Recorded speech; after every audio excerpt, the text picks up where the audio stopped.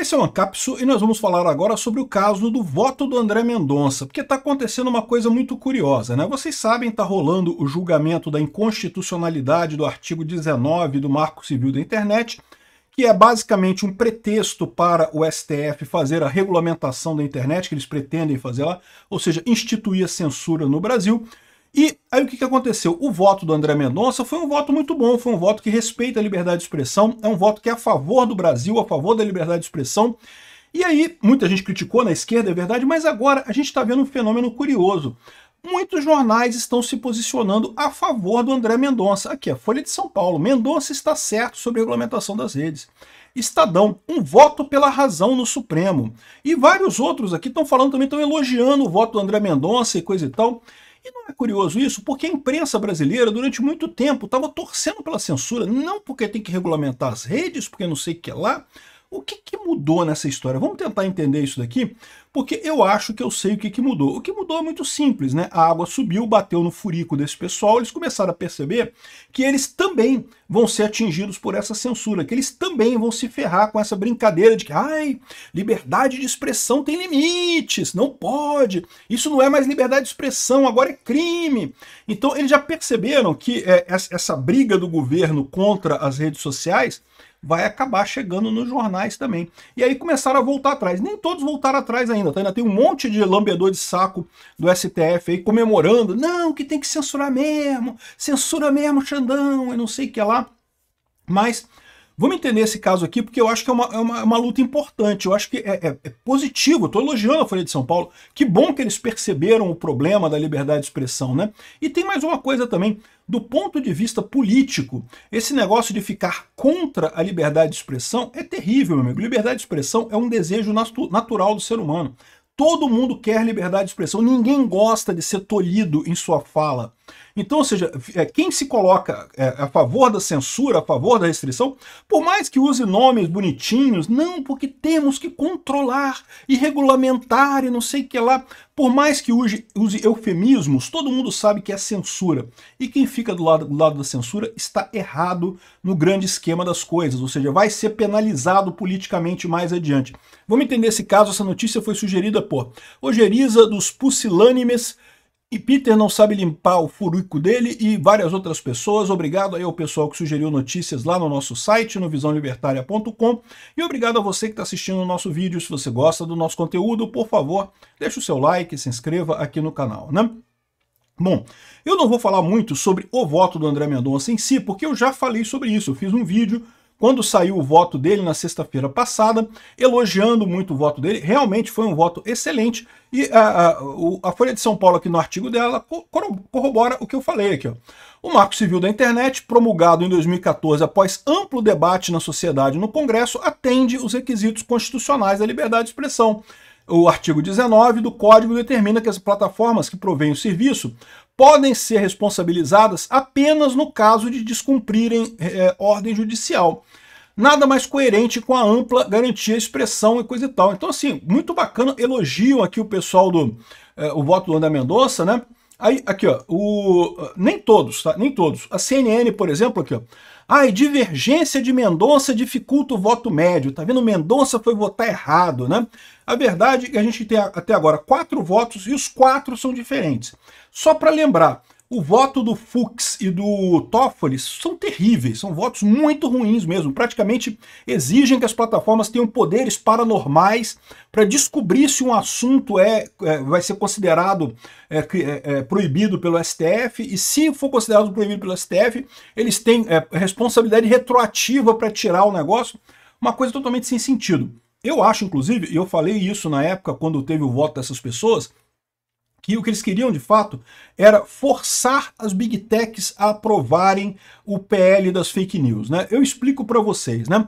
Na cabeça do pessoal do STF, o brasileiro é um idiota. Eles não consideram o brasileiro como gente, eles consideram a gente como uma cambada, um gado, né? Um monte de boi num curral, que eles só vão lá para colher os frutos dessa boiada que tem aqui no Brasil. Eles não consideram que o brasileiro possa ter vontades específicas. Eles falam de democracia, não porque democracia democracia, mas obviamente para eles a democracia só vale quando concorda com o que eles pensam. Quando a democracia decide ir no sentido contrário, não, peraí, é proibido, isso fere direitos e não sei o que lá, e pipipi, popopó. Então, ou seja, esse pessoal tem esse defeito. Aí o que aconteceu? Em maio de 2023, o PL das fake news foi recusado no Congresso, vocês lembram disso. Foi uma grande vitória que a gente teve. E eu e vários outros canais, vários outros influenciadores, vários outros youtubers, não só no YouTube, mas também em outras redes sociais, um monte de gente se engajou para isso não passar. Só que, nos últimos dias, duas plataformas das chamadas Big Techs, né, o Telegram e o Google, publicaram uma carta dizendo que achavam que era errada essa regulamentação mesmo, né? Aí, o que o STF concluiu? Que a culpa do PL não ter passado era das plataformas. Por quê? Porque o gado não pensa, o gado não quer, não importa o que o gado faz. O que acontece, a dúvida, a briga deles é briga grande, é pessoas que pensam, só eles ali, aquela turminha ali dos 11 magníficos ali, e as Big Techs e pessoas poderosas e coisa e tal, nós aqui não importamos, a gente não importa. Essa é a visão do STF em último caso, né? Então, por que eles fizeram esses votos tão absurdos? Eles sabem que esses votos são absurdos. O que eles queriam é dizer para as Big Techs, olha só, vocês têm que deixar o PL das fake news passar. E o pior, eu vou te falar um negócio, eu vou te falar uma outra coisa nisso daqui. Eles são burros pra caralho. Porque isso daí foi venderam para eles, a base do governo vendeu para o STF que não passou por causa das Big Techs, não passou por causa do povo brasileiro. Mas aí esses idiotas, esses 11 idiotas retardados mentais que se vestem de Batman e faz uma festinha lá deles, lá não sei o que lá, cosplay de Batman ridículo, esse pessoal acreditou no papo dos idiotas que não, que foram as Big Techs que proibiram, que brigaram com os deputados e aí os deputados não quiseram passar, né? Aí, qual que foi a ideia deles? Vamos fazer um voto assim muito ruim, mas muito ruim mesmo, que aí as Big Techs vão, caramba, temos que deixar passar a pele das fake news, porque senão vai ser pior ainda no STF, coisa e tal. Só que o problema é que não eram as Big Techs, somos nós não vamos deixar passar porra nenhuma. E mesmo que o STF declare a inconstitucionalidade, a gente vai brigar para tirar esse pessoal do STF, para botar um STF de direita e voltar com a liberdade de expressão, porque esse é o caminho. Esquece essa, quem tá errado são vocês, cambada de Batman. Então aqui, ó, os dois fizeram votos terríveis. O Barroso deu uma maneirada, fez um voto também ruim, mas um pouco mais maneirado. E aí, o que acontece agora? Nesse momento você tem 4 votos diferentes no STF, né? E o do Mendonça é o único que é decente, é o único que fala, olha só, a Constituição fala que é proibida a censura, fala que a liberdade de expressão é um direito do brasileiro, então, porra, não tem o que dizer, é isso aí, o artigo 19 tá correto, né? E, enfim, agora o pessoal da CNN não gostou. A CNN tá... Não, porque dificultou o voto médio. Dificultou mesmo. Sabe o que vai acontecer com esse relatório? Esse voto aqui vai ter 11 votos, os 11 diferentes. E aí, vai fazer uma média como? Não tem como decidir isso, né? Enfim, outros jornais estão elogiando. O Estadão está elogiando aqui também, dizendo que estabelece salvaguardas essenciais ao debate público no ambiente digital. Pela lei, as plataformas digitais só podem ser responsabilizadas por conteúdos ilícitos publicados por seus usuários, caso descumpram uma ordem judicial de remoção. Perfeito. Né? E é verdade também que o André Marsiglia está lembrando aqui que o Estadão fez isso daqui, né? Porque quem escreveu o editorial foi a Ruth. Depois a Raquel vai escrever o editorial de amanhã, né? Para quem é mais novo, não entendeu a referência do André Marsiglia, houve uma novela muito famosa aqui no Brasil, que eu nem lembro se é o quê, tinha o Tonho da Lua, como é que era o nome da novela? Que tinha 2 irmãs gêmeas, que uma irmã gêmea era do bem e outra irmã gêmea era do mal. Ambas eram interpretadas pela Glória Pires, né? Era a Ruth e a Raquel. E uma era boa, a outra ruim. Então, ou seja, ele está brincando aqui, dizendo que hoje o Estadão fez uma matéria correta, uma coisa legal, e amanhã vai ter um outro editorial contra o André Mendonça e coisa e tal. Mas ninguém tem dúvida aqui que o povo brasileiro quer liberdade de expressão e o pessoal da esquerda não quer. Porque o pessoal da esquerda acha que calando as pessoas vai conseguir voltar, vai conseguir fazer com que o povo brasileiro volte a gostar da esquerda. Já expliquei para vocês que isso não vai acontecer, mas essa é a ilusão que eles estão, né? E aí a dúvida é a seguinte, por que os jornais estão agora ajudando a causa da liberdade de expressão? O que aconteceu, né? E aí você vê aqui, por exemplo, o Gilmar Mendes, olha só, Brasília, esse tweet é de hoje, aqui, de ontem, na verdade, do 8 de junho. Aqui, ó, Brasília viveu um momento histórico com um show de Gilberto Gil, um espetáculo de arte, resistência e emoção. Ao entoar Cálice, o silêncio tomou conta da plateia, que foi tão eloquente quanto a canção, um grito contido mais poderoso, uma noite para lembrar, viva Gil e coisa e tal. A canção Cálice é uma canção contra a censura da ditadura. Cálice é a forma do copo ali, um copo, não cálice, mas é o cálice de cálice, né? E afasta de mim esse cálice, né? Essa é a origem dessa música, ou seja, era uma música contra a censura na época da ditadura militar. Aí me veio o Gilmar Mendes dizendo, não, que é um negócio... coisa. Aí o pessoal até brincou aqui, ó. A música Cálice fala sobre um período onde nem tudo podia ser dito, só o aprovado pelos poderosos. Gilmar Mendes já mandou jornalista enfiar pergunta na bunda e processou outro por excesso de ironia ao divulgar informações de um relatório do Ministério Público, né? E tem de fato aqui, ó, amigos fazem vaquinha para ajudar jornalista a pagar 310 mil reais a Gilmar Mendes, que foi jornalista que foi condenado pelo Gilmar Mendes querendo calar jornalista.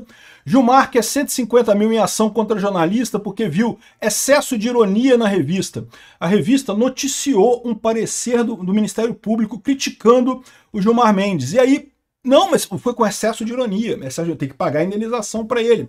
Ou seja, claramente o pessoal do Supremo, inclusive o senhor Gilmar Mendes, quer a censura, quer calar os outros. É o que eu falo para vocês. Esse pessoal está esquecendo que eles estão repetindo o que fizeram os milico aqui no Brasil. Tá igualzinho, a mesma coisa. Os milico pegaram um golpe que nunca existia, que era o golpe dos comunistas, eles não teriam força para fazer um golpe em 64, aí usaram isso como desculpa para dar um golpe.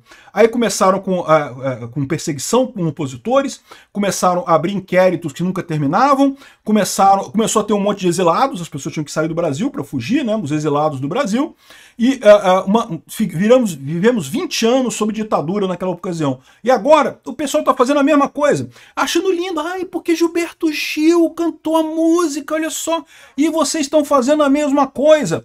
Inventaram um golpe do Bolsonaro que nunca existiu, para dar um golpe vocês, botaram um pinguço corrupto, condenado pela justiça, na presidência da República, e agora fica perseguindo as pessoas, querendo calar todo mundo, querendo fazer censura e o caramba. É um absurdo o que está acontecendo aqui, né? Aparentemente, a imprensa percebeu que esse negócio de ficar do lado dos censores não dá certo. Não deu certo em 64, nem está dando certo agora.